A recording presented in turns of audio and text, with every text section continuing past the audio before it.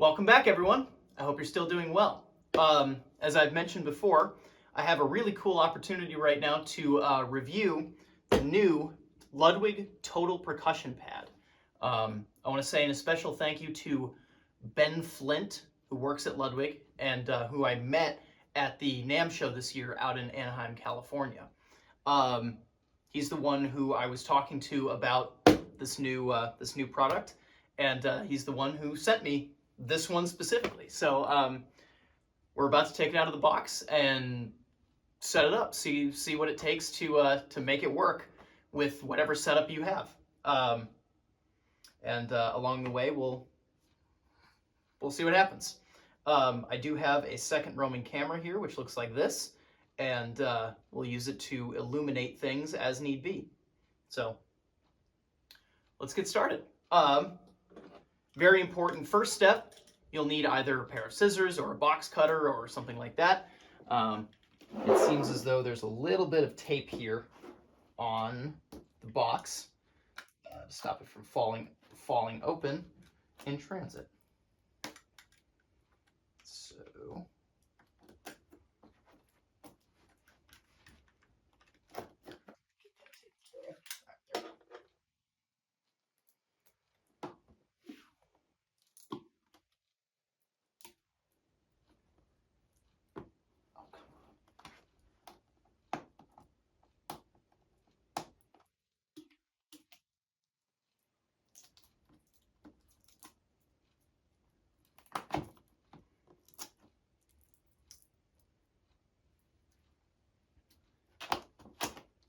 there we go.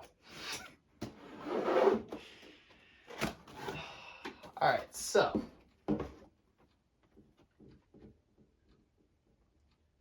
Roman camera time. This is what it looks like when you first open the box. And let's see, this looks like a power adapter. Let me get you in frame. This looks like a power adapter wrapped in plastic. So we'll go like that. Plastic off on the side. This is power cord. In fact, it looks like, hold on a second. Hopefully you can see this. Looks like that slides in there right like that. Okay, so there we go. That's a power cable. Now, in this pocket, we've got some screws. And we've got some kind of, got an adapter here. Probably to attach to some, attach to a stand of some kind. We've got some directions. Set those off to the side for now. And then we have the percussion pad itself. Oh, and I gotta push it down. And it looks like we've got some styrofoam pieces here.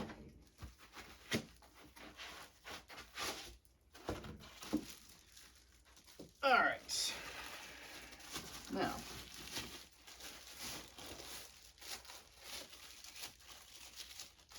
yes, it does.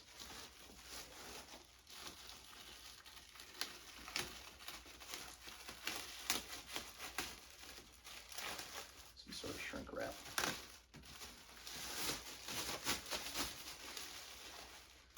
All right, so there we go. We have a Ludwig Total Percussion Pad.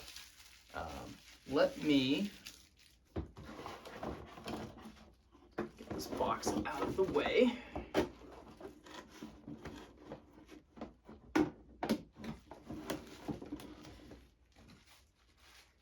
There we go.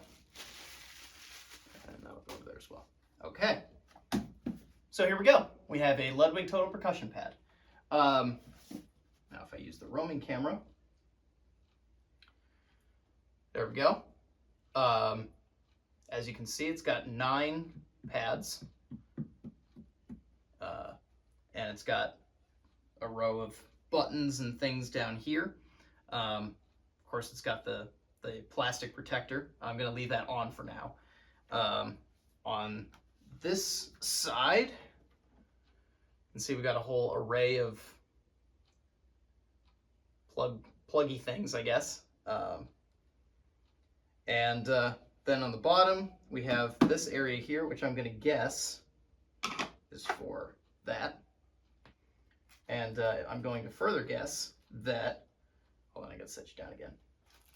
I'm going to further guess that these screws that we found are what are going to hold this piece on. Looks like there are 4 of them. Looks like there are 4 of them. They got little wing nuts on them, so I'm going to just simply go like this.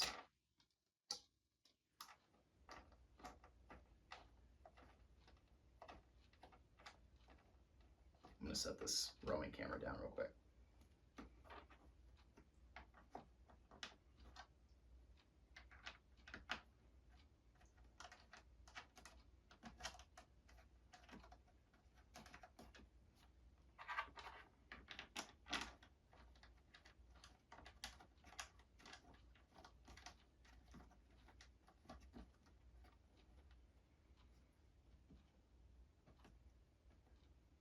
All right, so this back plate is now attached, as you can see. So now let's see what it would take to get this onto a stand so that it doesn't have to sit on my lap. Of course, one thing you can do if you don't have any drum stands or any pieces of hardware necessarily, one thing you can do is you can leave this piece off and just set it flat on a table. That's a very valid thing to do with it.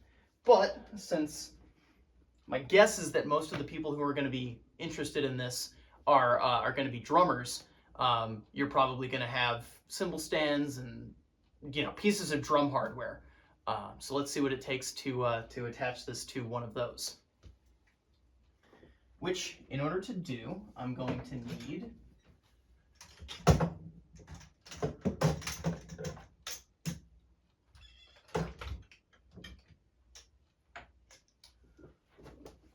a cymbal stand.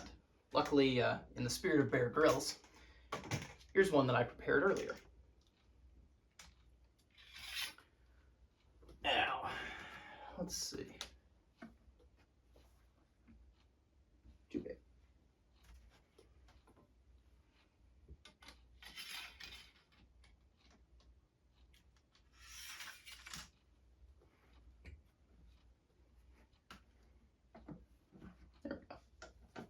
Okay. So the short answer is yes, you can indeed, let me set this back down. You can indeed attach this to a cymbal stand. The post is pretty large, so you're gonna need a cymbal stand that has a pretty wide tube, which will likely limit the amount of height adjustability you can get out of it. But is what it is. That's what we're looking at. All right, so other things you might need: pair of sticks,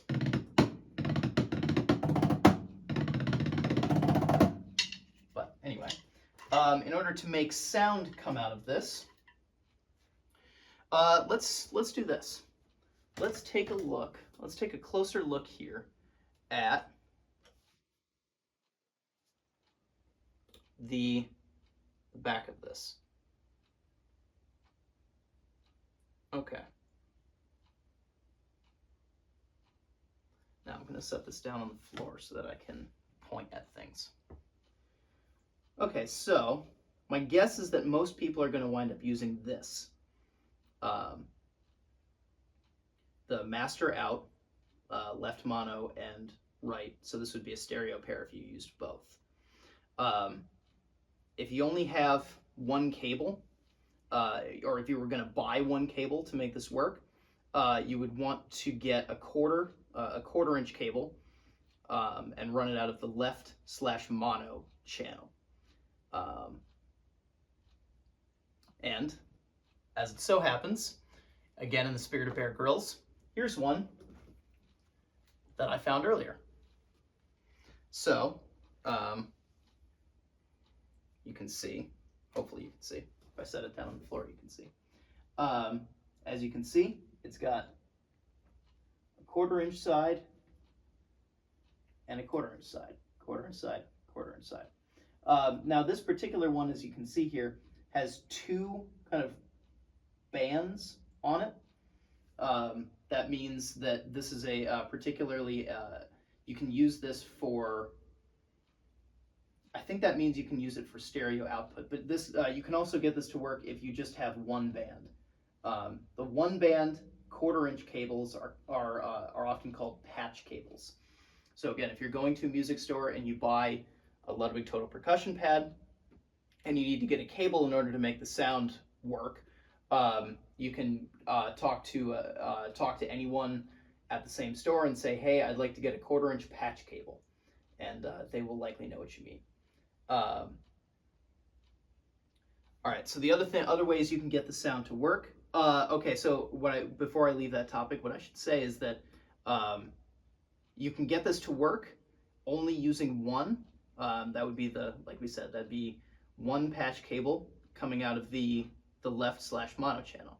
If you want the sound to be in stereo, then you would need 2 patch cables, and so you'd have 1 coming out of each one of these. Now, other things you can do, you can, looks like you can use digital MIDI, or you can use 5-pin MIDI. So I can also run the sound coming out of the Total Percussion Pad out of the MIDI out here, or out of the USB-B right here. So these are all outputs. We'll have to mess around with MIDI in, and I think this is for connecting a USB stick if you want to add your own samples to the unit. We'll mess around with what gain means, line in, all these other ones. So, before I continue rambling too much, let's get this plugged in. There's my camera. Let's get this plugged in and turned on, see what happens.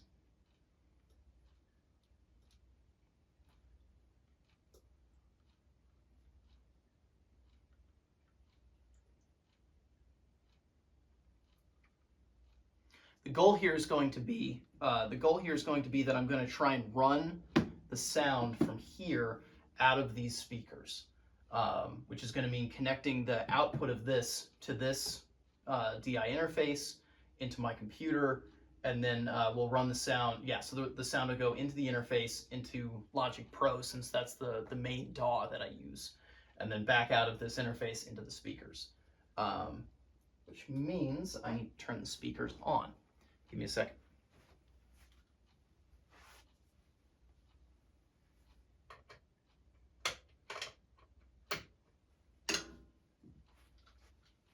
And while I'm down here, I'm going to go ahead and get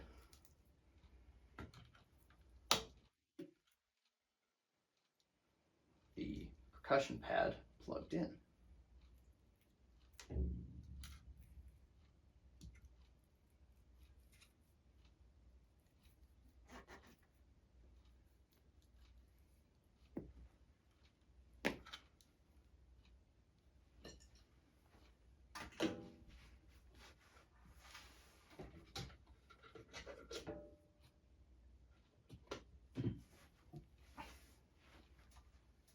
One of these days, I'm going to make the power outlets down here a little bit more accessible, but it ain't the case right now.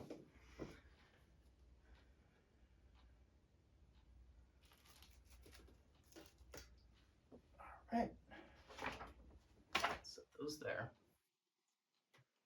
Open up a Logic session.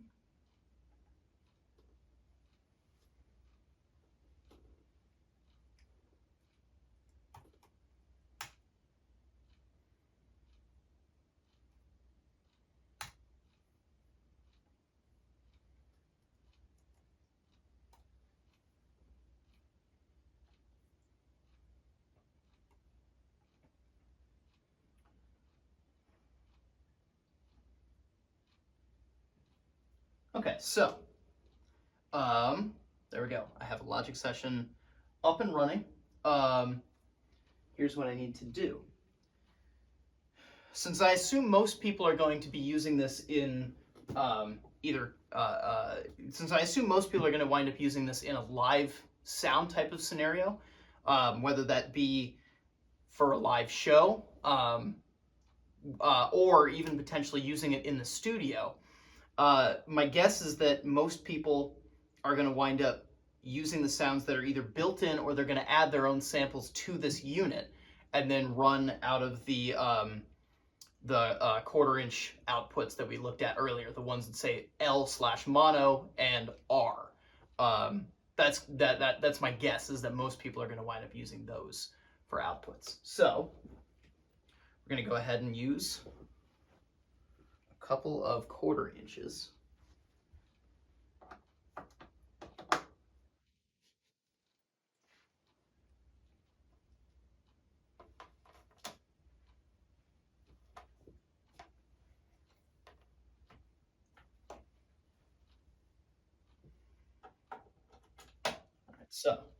So as you can see, using my roaming camera here, you can see I've got power plugged in, and you can also see I have this quarter-inch coming out of the L/mono channel, and the cable's running all the way around and into my audio interface.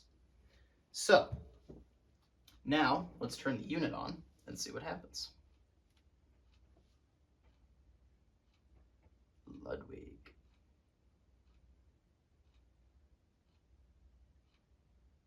All right. So there we go. Now it's booted up. Now, here's Logic Pro. What we're going to do is we're going to record enable this channel, and we're going to monitor the input. And let's see if we get any signal. Oh, and the other thing we're going to do is going to check the gain. I'm running this into inputs 3 and ultimately 4, since we're going to ultimately plug this in via stereo. So the gain is about in the middle. That's where I want to start it at. And let's see if we get any signal. Yes, we do.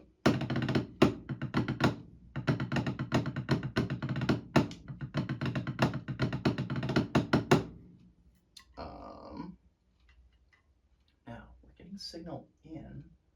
Why are we not hearing it? There we go. It wasn't loud enough. That's why.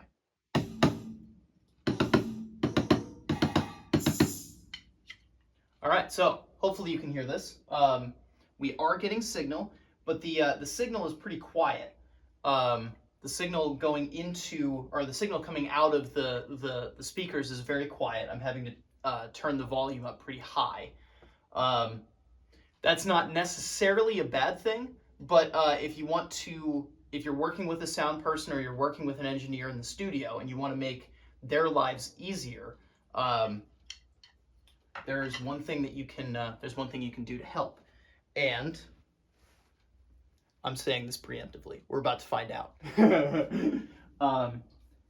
See this? There's this knob here that says gain, and right now it's on minimum. Now I would not recommend putting it to maximum. Don't do that right off the bat. But let's start by going from minimum to what they call unity, which is basically 50%, if that makes sense. Now, let's see what happens with gain at unity. Interesting.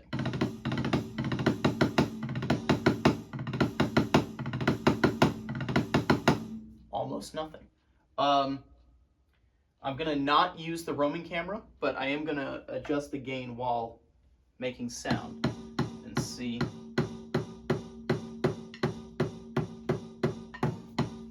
I'm glad we're doing this. So it turns out the gain doesn't actually affect the output. And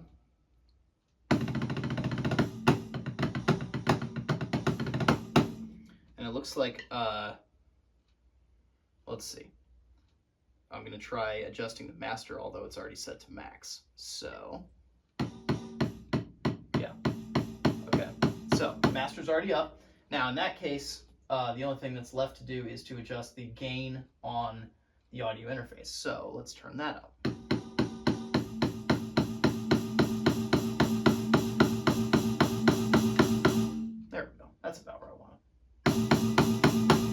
So you can see I had to turn the gain up pretty high,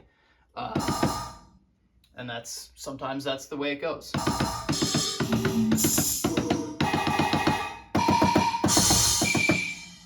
that might be a little bit too high.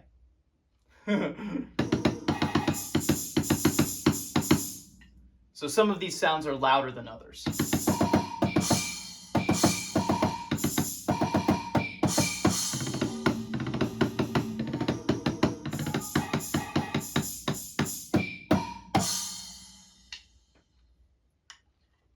All right, so here's what I'm looking at. I'm going to hit the different pads, and you'll get to see what this looks like.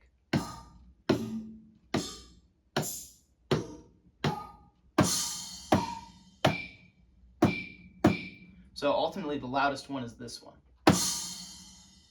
So as long as that one doesn't peak the channel, then we're set. All right, so it looks like that's about where the gain is going to be set at. So as I said before, what I'm doing right now is the easiest way to have this unit be brought out of the box and immediately be able to make sound out of it. And in order to do that, all you would need is at least in this case, you would need a cymbal stand, or as we said at the outset, you can also just use a table if you want. So you would need something to set this on. You would need a 1/4-inch cable and something to plug that 1/4-inch cable into. In my particular case, I already have the audio interface and Logic Pro and the speakers already set up, but you could very easily get away with using just a simple keyboard speaker.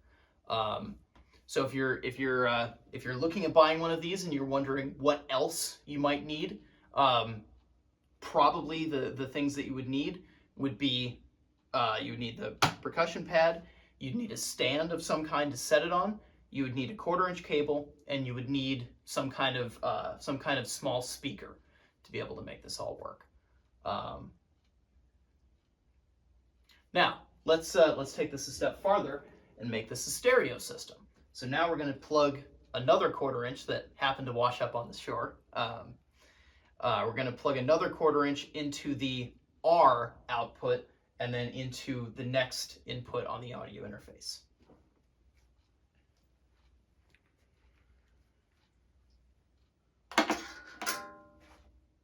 And as I'm doing this, let's talk a little bit about let's attempt anyway to explain when this might be useful to do. Ultimately, a lot of percussion sounds are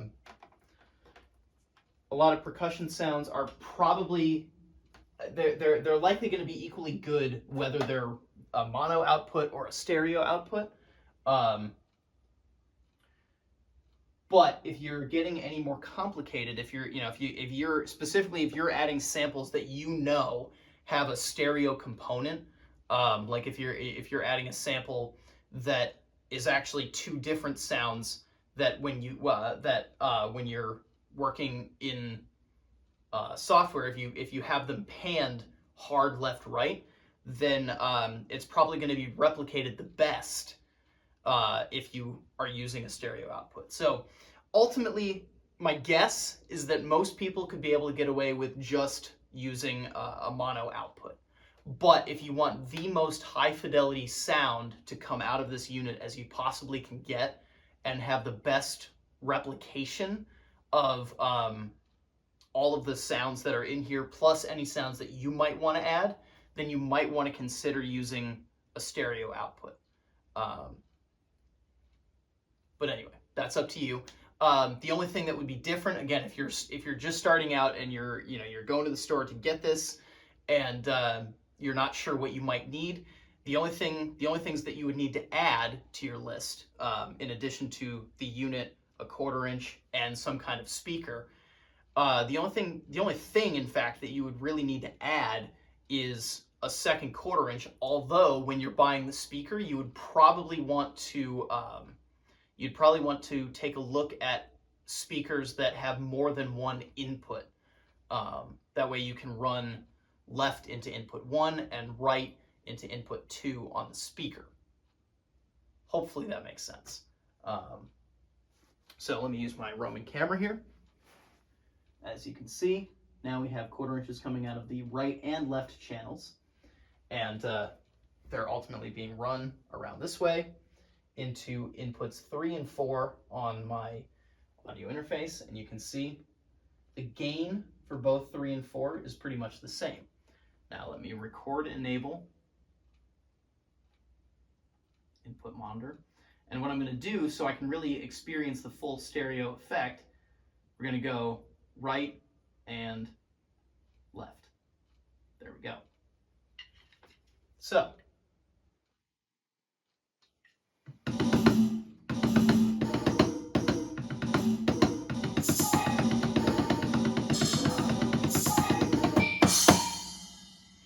all right, so it's probably not going to be apparent to you just through the phone cameras, through the phone camera inputs, but I can already hear a big difference in the fidelity of the sound between mono versus stereo. The stereo sound sounds much wider, and it sounds a little bit closer to the actual sound that these instruments would make if you heard them being played by a human being in the room. So if it was me buying this unit and wanting to get the best out of it, I would definitely immediately look towards making this a stereo, making sure I could run stereo sound out of this unit. But that's me. You do not have to do that if you don't want to. So that's one route you can use. As we mentioned, other routes you can use. If you're looking to use this more as a MIDI controller, then you have two options. If you have an audio interface, you can use the MIDI out, and this is the cable you're looking for here is called 5-pin MIDI. It looks a little bit like this, and as you can see, it's got 5 pins, so they call them. So it's got 5 pins, which goes in there. And on the back of my particular audio interface, you have this right here. Hopefully you can see that.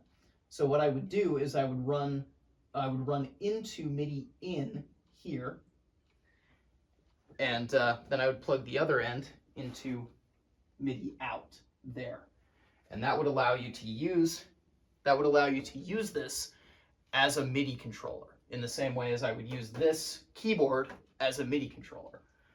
So if you have if you're interested in using software instruments, so they call it MIDI instruments, you could do it that way. Especially if you have, if you're already if you're already more of a producer and you want to be able to play drums or any kind of 808 samples, and you already have an 808 kit in your DAW that you want to use, that would probably be the best way to do it. If you don't have an audio interface that has the 5-pin MIDI capability, then what you would want to do is you would want to use a cable that plugs in here, and let me go get one. Hold on a second.